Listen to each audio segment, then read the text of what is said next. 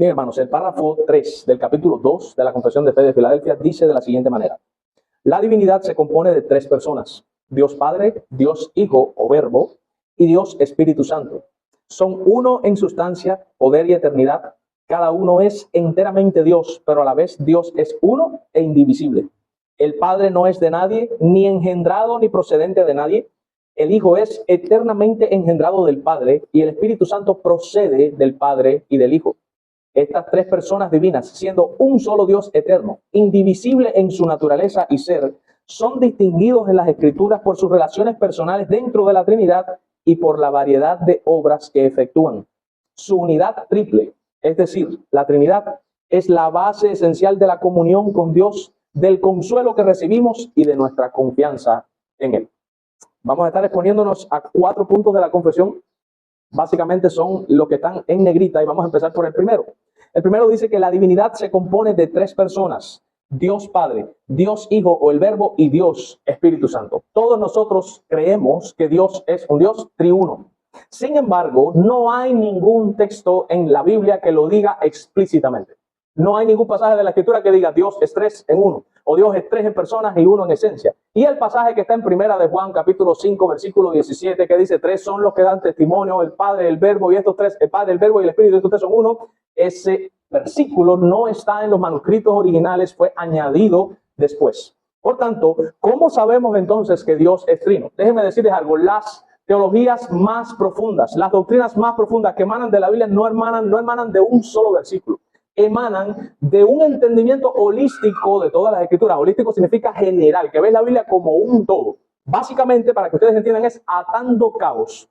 Por un poco de cosas que te dicen por acá, otro poco de cosas que te dicen por acá y otro poco de cosas que te dicen por acá, usted amarra los cabos y dice: esta es la conclusión que saqué de aquí. De ahí salen las teologías más profundas de la Biblia, usar la Biblia entera como un todo. Desafortunadamente no es lo que hace la mayoría y por eso las personas yerran tanto en esta cuestión de la Trinidad. Desafortunadamente hay muy mal entendimiento de la Trinidad en las iglesias en sentido general. Lo mismo ocurre también con la cuestión de los dones espirituales, el cesacionismo, el continuismo, porque para volverse cesacionista hay que estudiar la Biblia como un todo. Recuerden que la revelación de Dios fue progresiva y ascendente. ¿Qué significa esto? Y eso lo tenemos que tener en cuenta siempre cuando nos vamos a exponer a la Escritura, que Dios no lo reveló todo de un tirón, ni lo dijo claramente tampoco. Dios fue revelando cada tema de lo que nosotros podemos sistematizar en la Biblia poco a poco. Un poquito en Génesis, un poquito en Levítico, un poquito por allá, así, a la luz de toda la Biblia. Entonces, hay que casar texto con texto, y cada vez que revelaba algo, esa revelación daba un poquito más de luz de lo que anteriormente ya había dicho. O sea, dijo esto, después vuelve a mencionar el tema, pero ahora te está explicando otra cosa que no te dijo anteriormente. Y después lo vuelve a decir, pero te dice otra cosa que no lo dijo para acá, y así sucesivamente. Es súper complejo y súper difícil. Para nosotros sería muy fácil hablar de la Trinidad desde el Nuevo Testamento, y eso lo hice la otra vez cuando hablamos acerca de la Trinidad. Por tanto, para hacer algo diferente en esta predicación, voy a tratar de exponerles la Trinidad desde el Antiguo Testamento, para demostrar que la Trinidad no es algo que podemos encontrar únicamente en el Nuevo Testamento, cuando habla de que en el principio era el Verbo y el Verbo era con Dios y este Verbo era Dios, por ejemplo. O cuando habla de que el Espíritu Eterno, como dice la Escritura, o como dice en Hechos de los Apóstoles: no has mentido a los hombres, sino mentiste a Dios, refiriéndose al Espíritu Santo. Es muy fácil en el Nuevo Testamento probarla. En el Antiguo Testamento también, pero casi nadie lo hace. Por tanto, vamos a exponernos a la doctrina de la Trinidad en el Antiguo Testamento. Para ello, vamos a buscar, tenemos que agilizar con los textos. Vamos a ir a Deuteronomio, capítulo 6, versículo 4. En el Deuteronomio, capítulo 6, versículo 4, aquí estamos en presencia del famoso Shema, Shema Israel. El Shema habla de que Dios es uno. Mírenlo, Deuteronomio capítulo 6, versículo 4 dice: oye Israel, Jehová nuestro Dios, Jehová uno es. Por este versículo los judíos no creen en la Trinidad. Por este versículo muchas personas no creen en la Trinidad. ¿Por qué? Porque separan este versículo de todo el resto de la Escritura y arriban a una conclusión por un solo versículo.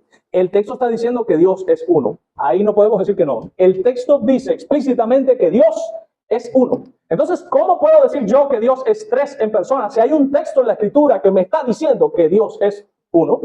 Muy bien, vamos a ir a Génesis capítulo 2, versículo 24, para poderles explicar Deuteronomio. Génesis capítulo 2, el versículo 24 dice de la siguiente manera: por tanto, dejará el hombre a su padre y a su madre y se unirá a su mujer y serán una sola carne. Hermanos, la palabra uno en el hebreo es una palabra que puede dar a entender como uno refiriéndose a cantidad o puede estarse hablando a uno en el sentido de unidad. Por ejemplo, Adán y Eva declara Génesis que iban a ser uno. Mi pregunta, cuando usted veía a Adán y Eva, ¿eran una sola persona o eran dos personas? Hermano, fíjense hasta dónde es peligroso esta hiperliteralidad con la que interpretan los judíos y desafortunadamente también los arminianos. Interpretan literalmente y sin razonar, como si no tuvieran cerebro, y literalmente lo que no, eso es lo que está ahí, y no razonan a la luz de toda la escritura. Que los judíos dicen, hay una corriente judía que dice que Adán y Eva estaban pegados por la espalda por ese texto, porque ellos eran uno. No, hermanos, no se está refiriendo a cantidad, se está refiriendo a unidad. Lo mismo ocurre en Deuteronomio 6:4. Dios es uno en unidad. En su esencia, obviamente, no hay tres dioses. Hay un solo Dios y tenemos que entender a la luz de la revelación. Cuando Cristo dijo, el Padre y yo, uno somos, no es que Cristo estaba pegado con el Padre, es que Cristo y el Padre son una unidad. Eso es lo que dice Deuteronomio 6:4. Dios es uno en cuanto a unidad de la esencia como tal.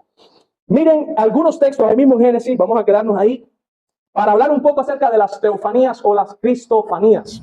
Teos significa Dios, fanías viene de una raíz que significa literalmente aparición. Una cristofanía es una aparición de Cristo preencarnado en el Antiguo Testamento. O sea, hay apariciones, hay momentos en los cuales Cristo se le presentó. Hay personas que hablaron con Jesús sin saber que era la segunda persona de la Trinidad. Sí. ¿Cómo lo presenta el Antiguo Testamento? Como el ángel de Jehová. Pregunta, ¿eso significa que Cristo es un ángel? Como dicen los adventistas, ¿ven cuál es el problema? Que interpretan literalmente no. Porque la palabra que se utiliza ahí en hebreo significa ángel y ángel significa en hebreo mensajero. Es un mensajero de Dios y Cristo en ese sentido venía muchas veces hablando de parte de Dios, dando un mensaje de parte del Padre.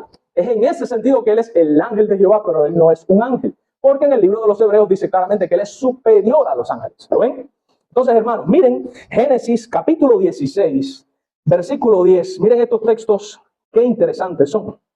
Génesis capítulo 16, versículo 10. Dice, le dijo también el ángel de Jehová, multiplicaré tanto tu descendencia que no podrá ser contada a causa de la multitud.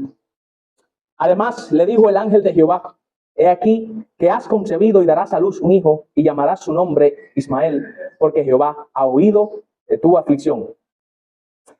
Miren, y dice, y él será hombre fiero, su mano será contra todos y la mano de todos contra él, y delante de todos sus hermanos habitará. Miren el 13.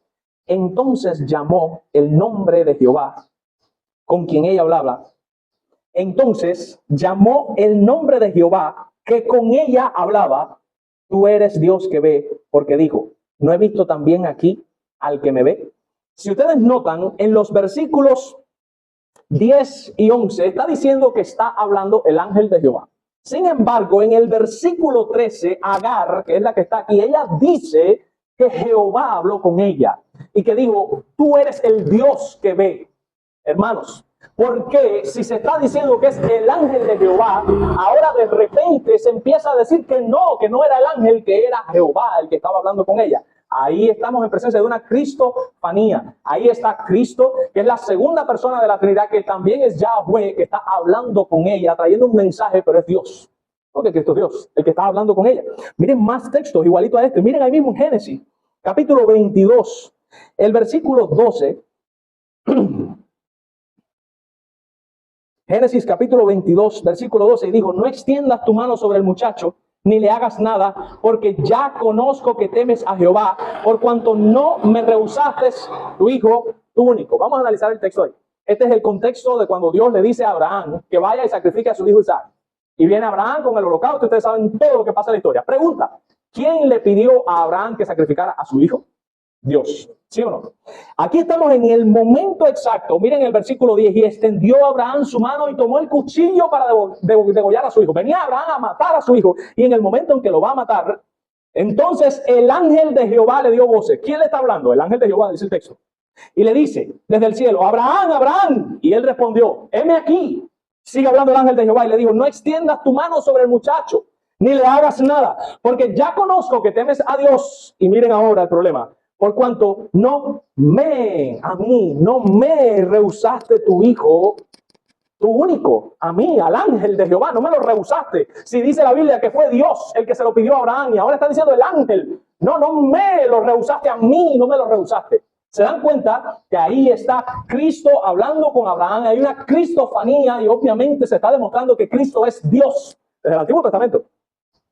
Miren en Zacarías, capítulo 3, versículos 1 y 2, vayan casi al final del Antiguo Testamento, los profetas menores. Busquen Zacarías, capítulo 3, versículos 1 y 2. Y miren lo que ocurre aquí. Dice, me mostró al sumo sacerdote Josué, el cual estaba delante del ángel de Jehová. Acá está Josué delante del ángel de Jehová y Satanás estaba a su mano derecha para acusarle. O sea, estaba Satanás presente ahí para acusarlo también. Y dijo Jehová a Satanás. ¿Qué pasó ahí? Vamos de nuevo a leer el 1. Me mostró el sumo sacerdote Josué, el cual estaba delante del ángel de Jehová. Josué estaba parado delante del ángel de Jehová. Sigue diciendo el texto. Y Satanás estaba a su mano derecha para acusarle. Aquí hay tres personajes. Está el ángel de Jehová, está Satanás y está Zacarías. Josué, perdón, es el que dice el sacerdote Josué. Está ahí. Satanás vino para acusar, está el ángel de Jehová y está Josué. ¿Qué ocurre? Dice que le dijo Jehová a Satanás. Y miren esto, Jehová te reprenda. ¿Cómo es? Le dijo Jehová a Satanás, Jehová te reprenda. ¿Se dan cuenta que ese ángel de Jehová que se está hablando ahí es el mismo Jehová que le habla a Satanás y los reprende en el nombre de Jehová? Ustedes notan en el texto, está el ángel y el ángel dice de repente que no es el ángel, que es Jehová, y lo va a reprender y no le dice yo te reprendo, porque si Jehová debe decir yo, sin embargo le dice Jehová te reprenda. Pero el que lo está diciendo dice el texto que es Jehová. Jehová está diciendo Jehová te reprenda. Obviamente aquí estamos en presencia de Cristo, que está reprendiendo al diablo en el nombre del Padre, pero está usando el mismo nombre del Padre y él mismo es ese Jehová, porque ellos son uno en unidad y en esencia. Miren ahí claramente se está demostrando la unidad de la Trinidad por el Antiguo Testamento. Hemos visto hasta ahora el Padre con el Hijo, ¿sí o no? Vamos a demostrar ahora esa misma unidad con el Espíritu Santo desde el Antiguo Testamento. Vamos a ir a Nehemías, capítulo 9. Nehemías, capítulo 9, versículos 20 y después versículo 30. Nehemías, capítulo 9, versículo 20, y dice, y enviaste tu buen espíritu para enseñarles, y no retiraste tu maná de su boca, y agua le diste para su sed. Aquí está hablando de que Dios envió a su buen espíritu para enseñarle al pueblo de Israel. ¿Sí o no? Miren el versículo 30. Les soportaste muchos años y les testificaste con tu espíritu por medio de tus profetas, pero no escucharon, por lo cual los entregaste en las manos de los pueblos de la tierra. ¿Qué notan en el versículo 30? En el versículo 30, en el 20 dijo que les envió su espíritu para enseñarlos. En el 30 está hablando muy parecido y dice, les soportaste por muchos años. ¿Quién los soportó? El texto está diciendo que es Dios, pero es que en el 20 te está diciendo que el que Dios envió para enseñarlos fue el espíritu. Sin embargo, en el 30 está diciendo que el Padre, vamos a ponerlo aquí, que lo soportó. Y no solo eso, y les testificaste con tu espíritu. ¿Cómo puede Dios Padre testificarle a una persona con su espíritu? Porque lo correcto sería decir, y les testificaste por medio de tu espíritu. Eso significa que mandó el espíritu y el espíritu es otra gente, vamos a decirlo así, que trae un mensaje de Dios y se lo está diciendo. Pero es que no es eso lo que dice el texto. El texto está diciendo que Dios le dio testimonio a las personas por medio lo dice claramente con el Espíritu. Ahí demuestra que el Espíritu y el Padre son uno y que cuando habla el Espíritu está hablando también el Padre. Y miren el uso de los pronombres. Esto es algo que me gustó muchísimo. Vamos a regresar a Génesis. Génesis capítulo 1, versículo 26. Miren este texto, qué interesante está. Génesis capítulo 1, versículo 26 dice, entonces dijo Dios. Aquí diría, no, ¿quién va a hablar? ¿Quién es Dios? El Padre, ¿no? Ahí en griego dice, en hebreo dice Elohim. Entonces dijo Elohim, hagamos. ¿Por qué hagamos? ¿Por qué no haré al hombre? No, de hecho, si ustedes miran, hay una invitación. Se está invitando a alguien más o a algunos más a hacer algo. Los testigos de Jehová dicen que ese es Cristo, que Dios lo había creado anteriormente y está invitando a Cristo, pero la Escritura enseña que todas las criaturas proceden del Creador y el Creador es eterno, no es creado. Si Cristo fue creado por el Padre, Cristo no es creador, es criatura. Sin embargo, dice el Nuevo Testamento que todas las cosas fueron hechas por medio de Cristo. O sea, Cristo es creador. Si es creador, no puede ser criatura. Y si no es criatura, significa que es eterno. Y eso lo enseña la Escritura, que Cristo es eterno.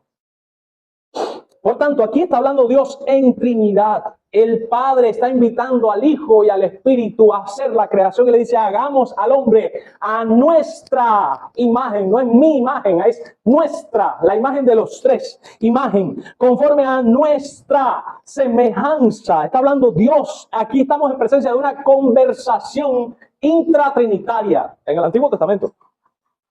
Miren este uso de pronombres. Miren el capítulo 3, versículo 22.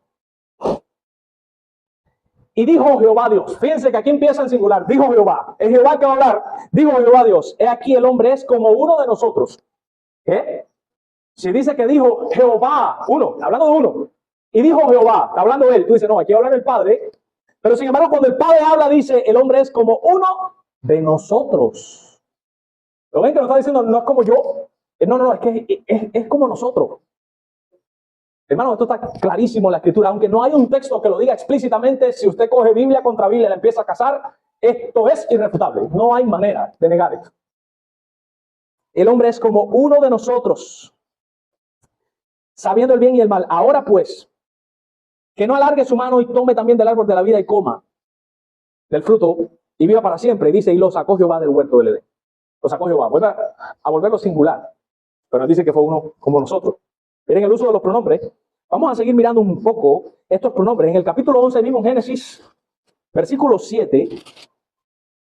Miren lo que dice. Ahora pues, aquí está hablando del contexto de la torre de Babel, cuando estos hombres se deciden hacer una torre para hacer perpetuo el nombre de ellos. Sin embargo, se entiende que la torre que ellos querían hacer era una torre de idolatría. Era un lugar donde se iban a ofrecer posiblemente sacrificios. Mientras más alto, mejor. Esa es la idea que siempre tienen las personas que ofrecen sacrificios. Y ellos se pusieron de acuerdo, inventan el ladrillo, dice la Escritura, y empiezan a coser ladrillo, y empiezan pon ladrillo, y van para arriba. Y hay una conversación intratrinitaria donde dice, mira, esta gente están obstinados y no van a parar. Y miren la conversación. En el versículo 7 dice, ahora pues, miren, vamos al 6. Y dijo Jehová, uno solo va a hablar, ¿sí o no? Jehová. Dice, he aquí que el pueblo es uno, y todos estos tienen un solo lenguaje, y han comenzado la obra, y nada les hará desistir ahora de lo que han pensado hacer. Ahora pues, descendamos nosotros, ¿sí o no? Y confundamos nosotros su lengua para que ninguno entienda lo que habla o el que habla a su compañero. Está hablando Jehová, versículo 6. Y está haciendo de nuevo Jehová una invitación. ¿Está hablando con quién está hablando? ¿Dios está loco? ¿Dios se para como en el espejo y dice, mí mismo? ¿Descendamos y confundamos? No, Dios no está loco. Dios está hablando con alguien. ¿Con quién está hablando? Con el Hijo y con el Espíritu. Hermanos, ahí está la Trinidad en el Antiguo Testamento. Miren más. Salmo 110, versículo 1. Miren este salmo, que es un salmo mesiánico, un salmo precioso. Miren lo que dice el Salmo 110. Jehová dijo a mi Señor, siéntate a mi diestra hasta que ponga a todos tus enemigos por el estrado de tus pies. Aquí en español se pierde un poco el sentido en la traducción y no se nota lo que está diciendo el texto. Pero en hebreo dice, Yahweh le dijo a Adonai. Yahvé le dijo a Adonai. Si es que en el Antiguo Testamento Yahvé y Adonai es el mismo. ¿Por qué Yahvé le dijo a Adonai, siéntate a mi diestra? Porque aquí el Padre le está diciendo a Adonai, que es Cristo el Señor, siéntate a mi diestra. ¿Quién está sentado a la diestra del Padre? El Hijo. ¿Se dan cuenta que hay una conversación, hermanos? Este texto lo usó Jesús en el Nuevo Testamento. Él le hizo una pregunta, ¿quién dice la gente? No, él dijo, ¿cómo es que dicen el Salmo? Le dijo Yahvé a mi Señor, siéntate a mi diestra hasta que ponga a todos tus enemigos. Él le dijo, eso no es David. Porque David no es Adonai. Y dice la Escritura, y nadie más osó preguntarle, los dejó sin palabras. Cuando él le explicó este texto, Cristo.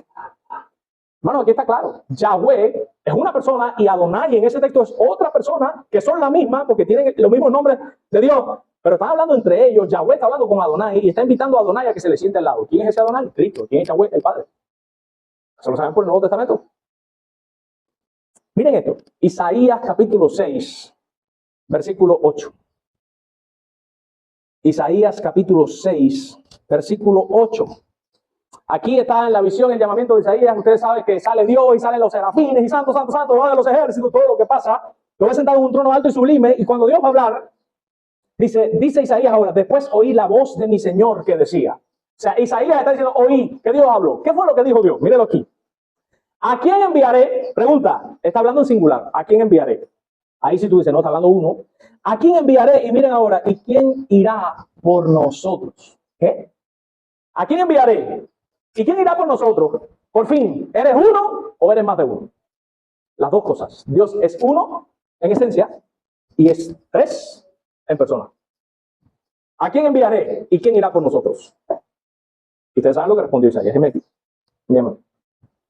Hermanos, ahí está. Demostrado por el Antiguo Testamento que Dios es uno en esencia y tres en persona. Eso está claro en la Escritura. Sigue siendo la confesión. La divinidad se compone de tres personas, ya la probamos por el Antiguo Testamento y en la otra aplicación que dimos sobre la Trinidad la probamos por el Nuevo Testamento. Se compone de Dios el Padre, Dios el Hijo y Dios el Espíritu Santo, que son uno en sustancia, y está Deuteronomio 6:4, son uno, tienen una unidad, tienen la misma sustancia, tienen el mismo poder y tienen la misma eternidad. Cada uno es enteramente, miren el adverbio de modo, cada uno, el Padre es enteramente Dios, el Hijo es enteramente Dios y el Espíritu es enteramente Dios. No es que Cristo es Dios, pero menor, como dicen los testigos de Jehová. No, es que Cristo es tan Dios como el Padre. Y el Espíritu es tan Dios como el Hijo y como el Padre. Cada uno es enteramente Dios, pero a la vez Dios es uno e indivisible. No se puede dividir. No es que de aquí para acá está el Padre, de aquí para acá está el Hijo. Ustedes saben que Dios es simple, eso lo dimos, la simplicidad de Dios. Dios no está partido en departamentos. Dios es uno. E indivisible. El Padre no es de nadie. Ni es engendrado, ni procede de nadie. ¿Se recuerdan cuando vimos esto de la pericoresis? El Padre es la fuente, de él emana todo, vamos a decirlo así. El Hijo es eternamente engendrado del Padre. O sea, el Hijo sí procede del Padre por engendramiento. El Padre eternamente, fíjense, eso es desde siempre, engendra al Hijo constantemente desde la eternidad. El Hijo tiene su fuente, su raíz en el Padre. El Hijo es eternamente engendrado del Padre, constantemente.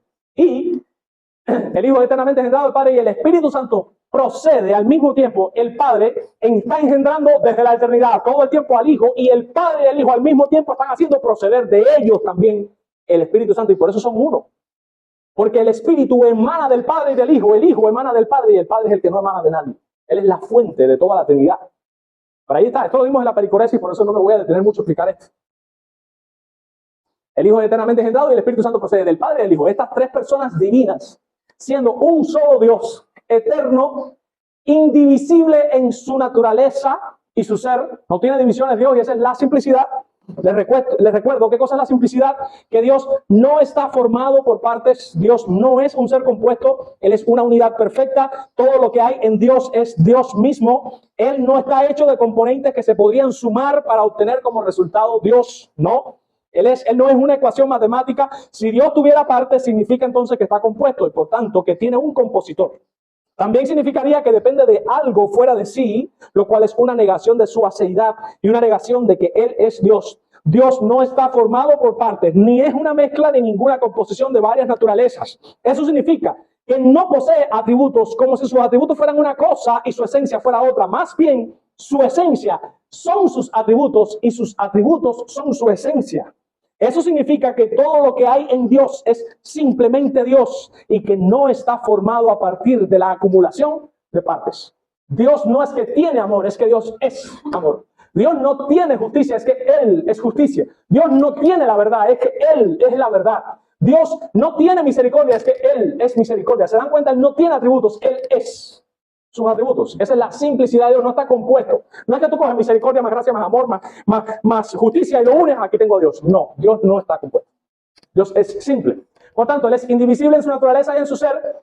Sin embargo, la Escritura los distingue. Son distinguidos en la Escritura por sus relaciones personales dentro de la divinidad. Les voy a poner algunos ejemplos de los Salmos. Vamos al libro de los Salmos. Capítulo 2, vamos a empezar por el 2. Vamos a hacer un peine por el libro de los Salmos para demostrar esto. Salmos capítulo 2, versículos del 7 al 9. Dice la Escritura, yo publicaré el decreto. Vamos a ubicarnos, hermanos. ¿Ya cómo explico esto? Aquí hay una conversación intratrinitaria. Aquí está hablando, en este caso está hablando del Hijo, está hablando de Cristo. ¿Cómo yo lo sé? Porque en el Nuevo Testamento hay textos que aplican este texto a Cristo y dicen claramente y explícitamente que ahí está hablando Jesús. Por eso lo sé. No es que yo lo inventé o no es que yo estoy espiritualizando la Escritura para que la Escritura diga lo que yo quiero. No, es que tengo textos en el Nuevo Testamento que me están diciendo que ese es Jesús.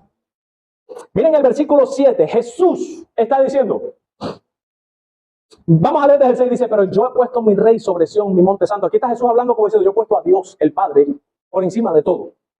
Yo publicaré el decreto. La idea es, voy a hacer público un decreto que hizo el Padre. ¿Cuál fue el decreto? Y lo dice claramente. Jehová me ha dicho. Aquí está hablando Cristo.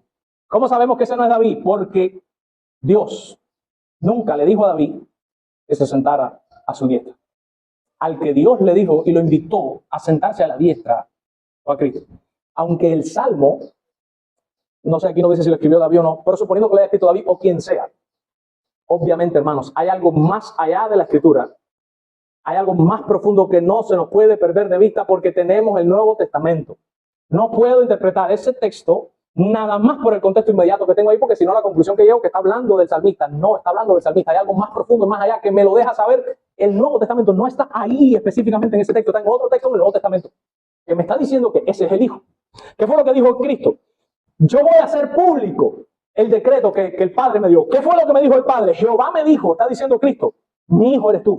Y yo te engendré hoy. Y él está diciendo que en algún momento el Padre se lo dijo, tú eres mi hijo, yo te engendré. Pídeme y te daré por herencia a las naciones y como posesión tuya los confines de la tierra. Y le digo más. Le dijo Cristo, tú quebrantarás con vara de hierro a toda la gente y como vasijas de alfarero los vas a desmenuzar. Eso se lo dijo el Padre al Hijo y lo sabemos por el Nuevo Testamento. ¿Se dan cuenta que hay relación personal dentro de la divinidad? ¿Se recuerdan que hablamos de la seidad, que Dios no necesita la adoración de los ángeles ni nada? Míralo ahí. Dios se deleita en su Hijo a tal punto que Él le hizo esa promesa al Hijo. Yo una vez escuché por audio un pastor predicando y aplicó ese texto a los creyentes. Jehová me dijo, mi hijo eres tú, pídeme y te daré por herencia. No, a mí Jehová no me dijo eso. Eso se lo dijo Jehová al Hijo. Al que Dios le prometió todas las naciones para posesión de él fue a Cristo, no para mí. ¿Que nos quede claro? Miren ahí mismo en los Salmos, Salmo 16, otro salmo mesiánico, versículos del 9 al 11, dice de la siguiente manera: se alegró por tanto mi corazón y se gozó mi alma. Aquí está hablando Cristo, lo voy a decir primero y después lo voy a decir porque sabemos que está hablando Cristo. Se alegró por tanto mi corazón y se gozó mi alma. Mi carne también reposará confiadamente porque no dejarás mi alma en el Seol, ni permitirás que tu santo vea corrupción. Me mostrarás la senda de la vida, en tu presencia hay plenitud de gozo y delicias a tu diestra para siempre. Aquí está hablando Jesús. ¿Por qué lo sabemos? Porque en el libro de los Hechos de los Apóstoles, Pedro coge este salmo y les dejó bien claro a la nación de Israel. Este salmo lo escribió David. Y Pedro se lo dejó bien claro. Ustedes no pueden interpretar este texto como que es David que dijo esto. David, dijo Pedro, la tumba está aquí. ¿Tú lo puedes encontrar? No se estaba refiriendo a él. Está hablando David. Y aunque la gente diga que David no es David, eso lo está diciendo Pedro. Es Cristo. ¿Qué es lo que le está diciendo Cristo al Padre? Se alegró mi corazón. Si ustedes miran el salmo, está hablando, ustedes saben, se está quejando de problemas. Y está hablando de que él se consagrará a Dios y todas esas cuestiones. Pero dice, se alegró mi corazón y se gozó mi alma y mi carne también reposará confiadamente. ¿Cuándo reposará la carne de Cristo confiadamente? Cuando lo maten. Cuando él muera en la cruz del Calvario, que lo pongan en la tumba, él va a estar tranquilo, reposando. ¿Por qué? Porque Cristo sabe que el Padre no dejará su alma en el Seol. Ahí está hablando de que yo sé que tú no me vas a dar muerto para siempre, tú me vas a resucitar. Y es lo que dice, ni permitirás que tu santo, hablando de él, vea corrupción. La idea es no vas a dejar ni que mi cuerpo coja gusanos, no se va a descomponer el cuerpo. No va a dar tiempo a eso. Y por eso es que dice, me mostrarás la senda de la vida, me vas a volver a revivir después de haber muerto. Te vas a resucitar.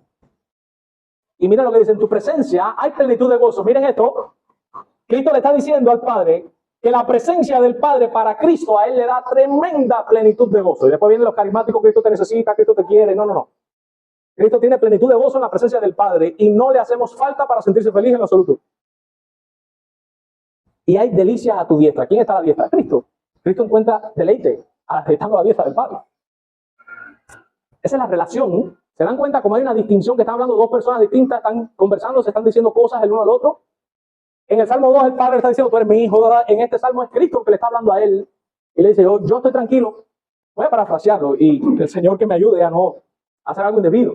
Pero sería como si Cristo le hubiese dicho, cuando yo me muera en la cruz del Calvario, yo voy a estar tranquilo porque yo sé, yo confío que tú no me vas a dejar ahí. Yo sé que tú me vas a resucitar, me vas a volver a mostrar la senda de la vida y después me voy a sentar a tu diestra y ahí en tu presencia, a la diestra tuya, voy a gozarme para siempre y ahí va a estar mi delicia y mi deleite, estando siempre al lado tuyo.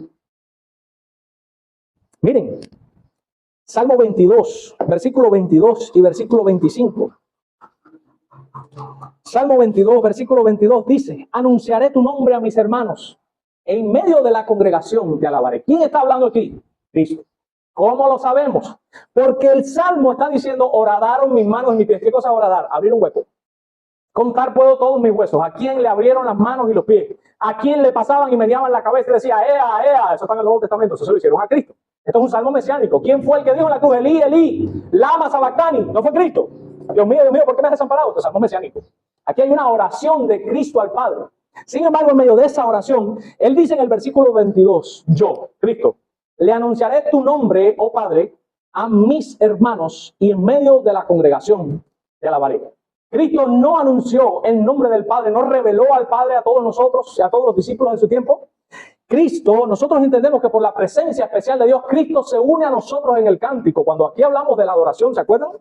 Uno de las 3 predicaciones que dimos sobre la adoración exponía esto, que Cristo se une a la congregación de la iglesia a cantarle a Dios, obviamente, cuando se está cantando correctamente bíblicamente. No cuando se está cantando toneladas de alabanza, ni cuando se está cantando cualquier canción, Los brazos de papá y todas esas cosas que no sirven nada de eso. ¿Cómo es?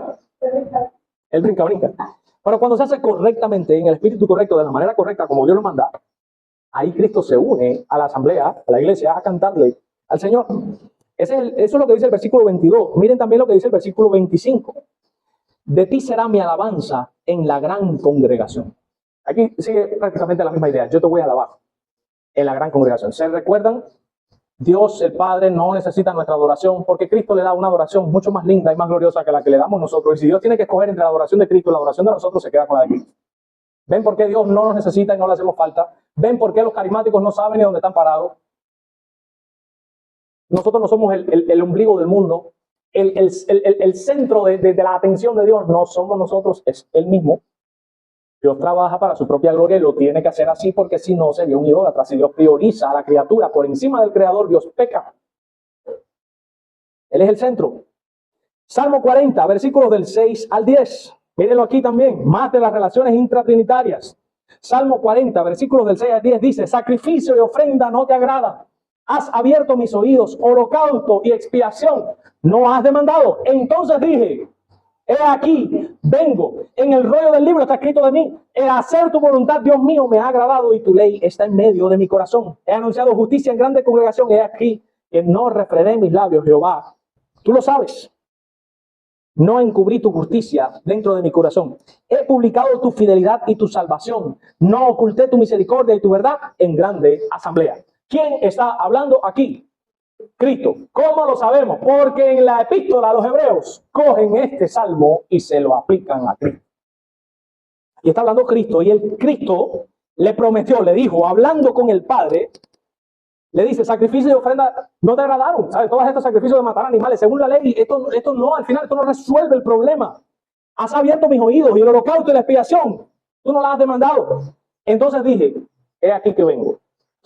Dice esto que esto es un salmo de David. Mi pregunta, ¿cuándo vino David para él ser el sacrificio y la ofrenda? Nunca. He aquí que vengo, en el rollo del libro está escrito de mí. Obviamente, la escritura, ¿de quién da testimonio? ¿De David o de Cristo? Aquí está hablando Cristo. Hay algo más profundo detrás del salmo, no es solamente David, no es solamente el contexto inmediato, hay más detrás del contexto inmediato, hay un contexto canónico que no se puede pasar por alto o pasar desapercibido. El hacer tu voluntad, Dios mío, me ha agradado. El Hijo se agrada en obedecer la voluntad del Padre y tu ley está en medio de mi corazón. ¿Qué más hizo Cristo? Anunció la justicia del Padre en la grande congregación y no refrenó los labios para hacerlo. No encubrió la justicia dentro de su corazón, sino que publicó la fidelidad de Dios y la salvación y no ocultó la misericordia de Dios y la verdad en la grande asamblea. Él la hizo saber a todos. Jesús, la misericordia del Padre, la reveló y la mostró.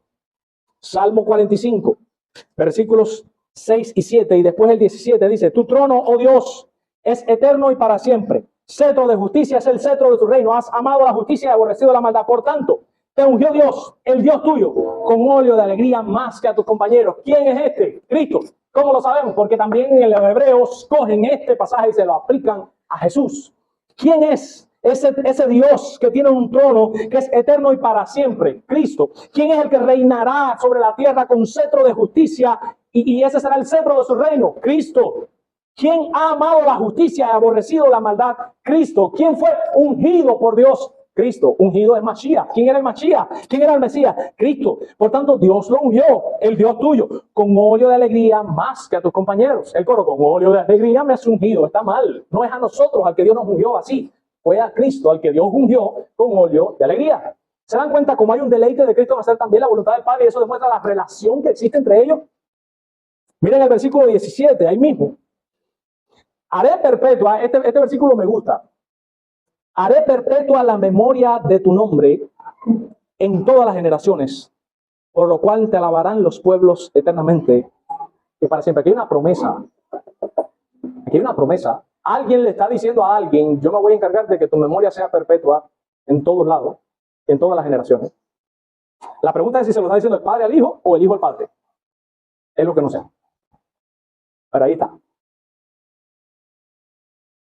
Salmo 69, versículo 30. Salmo 69, versículo 30 dice, alabaré yo el nombre de Dios con cántico. Lo exaltaré con alabanza.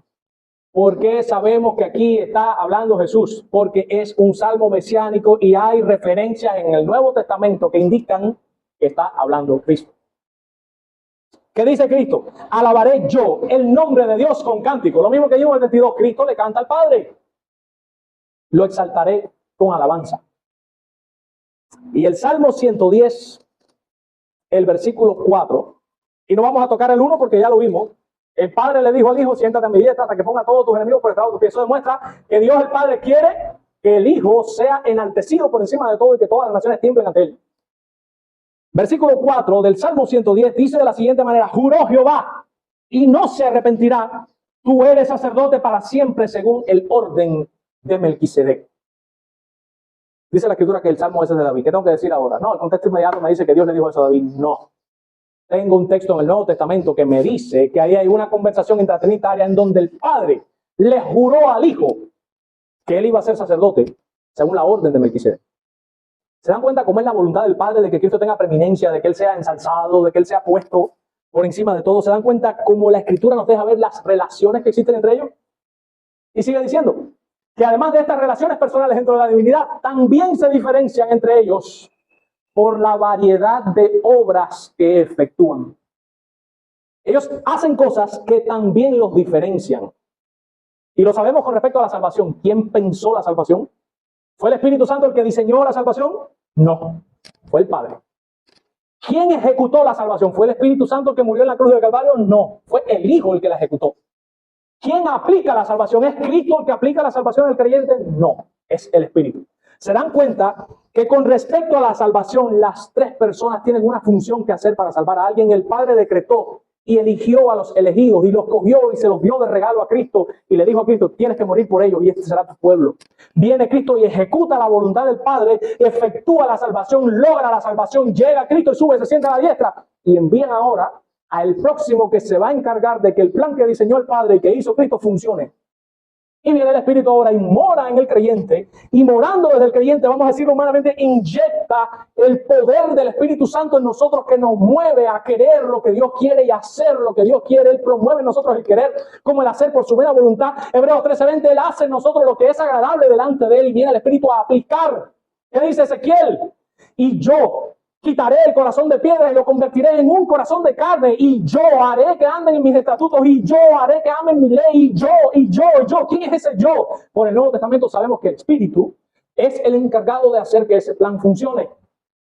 ¿Se dan cuenta? La misma Trinidad distinguida por operaciones distintas.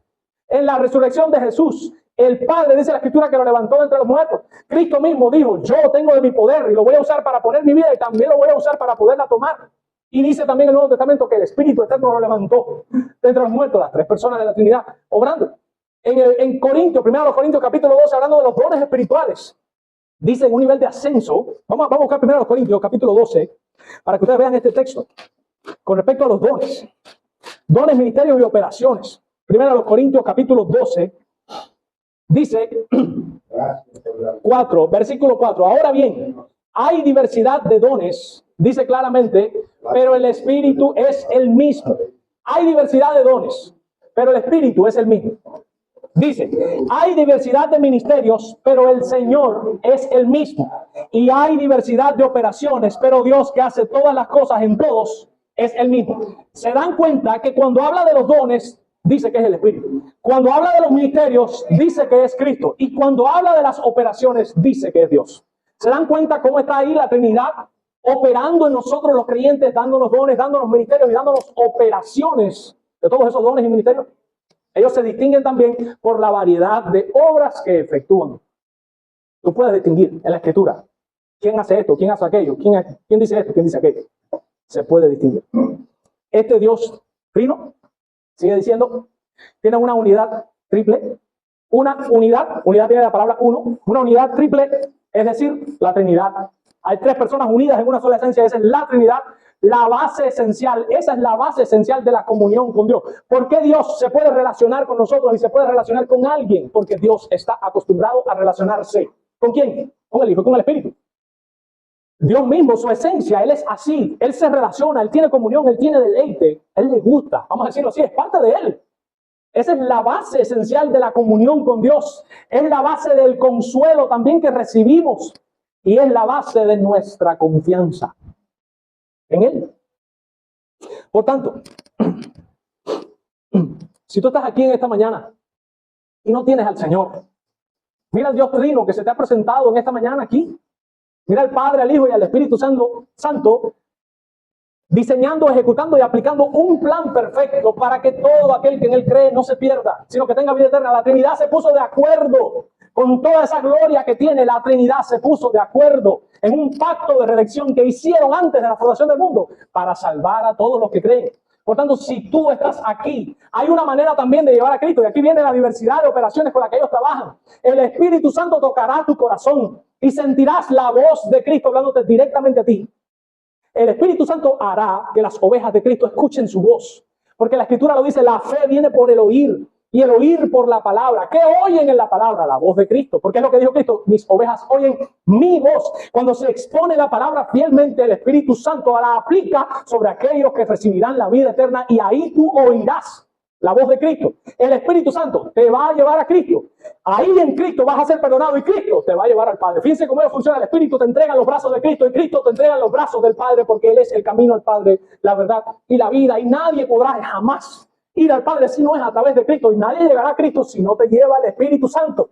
Por tanto, el Dios Trino tiene un plan precioso y glorioso para salvarte. No te vayas de este lugar sin ese plan. Tienes toda la Trinidad que ha trabajado en función de que todos aquellos que creen en Él no se pierdan. No te vayas de aquí sin ese poder triuno. Está a tu disposición si crees y te arrepientes. Si tú consideras que no tienes la fuerza ni la fe para creer y arrepentirte, lo sabemos. Ninguno de nosotros la tiene. ¿Qué es lo que tienes que hacer? Pídesela al Señor, que da abundantemente y sin reproche. Sé honesto, sé honesta y dile, no tengo deseo de arrepentirme. Quiero gozar, disfrutar esta vida, vivir el mundo. No me nace. Si de verdad tú estás ahí y tienes planes conmigo, dame la gracia suficiente para creer en tu Hijo y arrepentirme de mis pecados.